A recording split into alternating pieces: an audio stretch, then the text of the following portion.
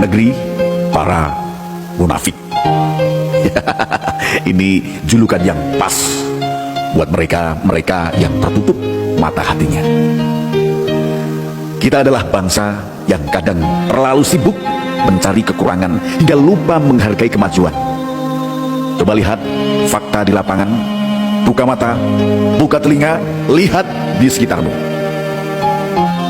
Jalan-jalan baru dibangun, kita malah mencibir. Itu hanya pencitraan, kata mereka. Pelabuhan-pelabuhan besar berdiri, oh apalagi nih, itu masih belum cukup. Infrastruktur menghubungkan desa ke kota kita sinis. Itu kan memang tugas pemerintah, lanjut mereka. Jadi apapun hasilnya bagi mereka yang hatinya tertutup, selalu ada celah untuk menyalahkan.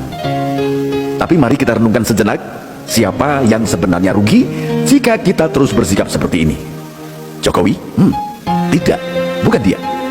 Karena pemimpin akan datang dan pergi. Yang rugi adalah kita sendiri, karena ketidakmampuan menghargai hasil akan membuat kita sulit merawat apa-apa yang sudah dibangun. Mentalitas seperti ini yang membuat banyak proyek mangkrak setelah pemimpin berganti. Dan disinilah letak ironi terbesarnya. Mereka yang tidak mau melihat hasil seringkali adalah orang-orang yang justru menikmati hasil tersebut. Mereka yang dulu terisolasi kini menikmati jalan raya yang mempersingkat waktu perjalanan mereka. Mereka yang dulu kesulitan listrik kini memiliki penerangan hingga ke pelosok.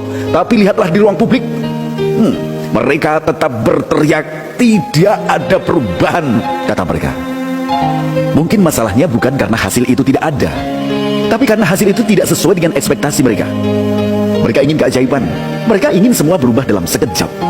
Padahal kemajuan bukan sihir, ia adalah proses panjang yang membutuhkan konsistensi kerja keras, dan yang paling penting adalah kesabaran. Jadi jika mereka masih tidak bisa melihat hasilnya, itu bukan karena hasilnya tidak nyata.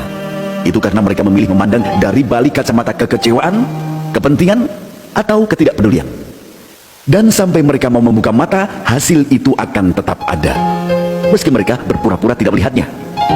Namun meskipun begitu, kita tak bisa terus-menerus menyalahkan mereka yang memilih untuk buta terhadap kenyataan. Karena pada akhirnya, kebutaan itu bukan hanya milik mereka. Kita sebagai masyarakat pun seringkali terjebak dalam pola pikir yang sama. Kita sibuk menunggu sesuatu yang besar untuk datang, berharap keajaiban akan terjadi di depan mata. Padahal perubahan itu sudah terjadi, meski kecil dan perlahan. Ada yang bilang Jokowi hanya ingin mempopulerkan dirinya sendiri. Tapi bukankah itu paradoks?